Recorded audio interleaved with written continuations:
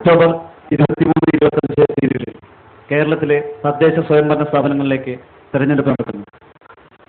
നമ്മുടെ സമീപ പ്രദേശങ്ങളിലെ പഞ്ചായത്തുകളിലെ മുന്നണി പോരാളികളെ അണിനിരത്തി PCV ഒരുക്കുന്ന അംഗത്തട്ടിലേക്ക് എല്ലാ പ്രേക്ഷകർക്കും സ്വാഗതം.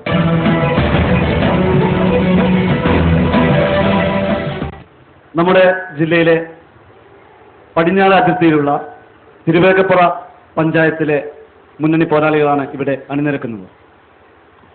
ഇടതുപക്ഷ ജനാധിപത്യ മുന്നണിക്ക് വേണ്ടി CPIM FC സെക്രട്ടറിയും പഞ്ചായത്ത് മെമ്പറുമായ ശ്രീ സതീശൻ മാസ്റ്റർ, അതുപോലെ തന്നെ UDF-ന് വേണ്ടി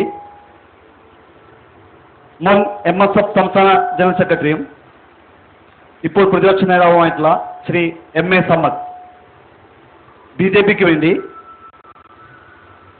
BJP ജില്ലാ പഞ്ചായത്ത് ജില്ലാ കമ്മിറ്റി അംഗം ശ്രീ K കൃഷ്ണൻകുട്ടി, എല്ലാവരെയും ഈ സമ്മേളനത്തിലേക്ക് സ്വാഗതം ചെയ്തു. ആദ്യമായി ശ്രീ സതീശ മാസ്റ്റർ, കഴിഞ്ഞ 5 വർഷക്കാലത്തെ ഭരണം ഇടതുപക്ഷ ജനാധിപത്യ മുന്നണിയുടെ നേതൃത്വത്തിലുള്ള തിരുവേഗപ്പുറ പഞ്ചായത്തിലെ ഭരണത്തെ എങ്ങനെയാണ് LDF വിലയിരുത്തുന്നത്? കഴിഞ്ഞ 5 വർഷം തിരുവേഗപ്പുറ പഞ്ചായത്തിൽ വികസന കാര്യത്തിൽ വലിയൊരു മുന്നേറ്റം ഉണ്ടാക്കിയെടുക്കാൻ കഴിഞ്ഞു എന്നുള്ളതാണ് LDF-ന്റെ അഭിപ്രായം. 17 വർഷം തുടർച്ചയായി തിരുവേഗപ്പുറ പഞ്ചായത്ത് ഭരിച്ചിരുന്നത് ലീഗാണ്, ഐക്യജനാധിപത്യ മുന്നണി.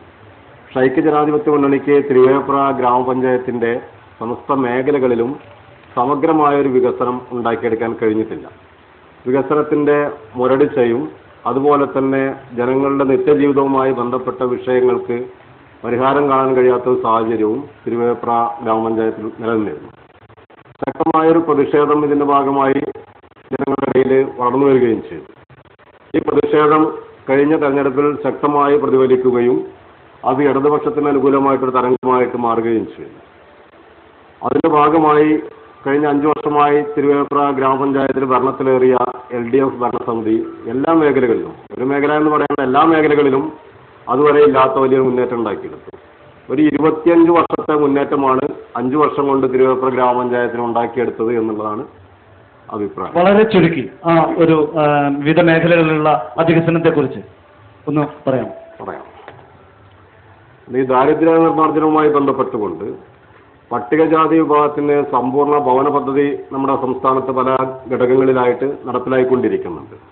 അതിൻ്റെ ആദ്യത്തെ 4 വർഷം കൊണ്ട് മാത്രം 537 വീടുകൾ 400 കുടുംബങ്ങൾക്ക് കൊടുക്കാൻ കഴിഞ്ഞിട്ടുണ്ട്.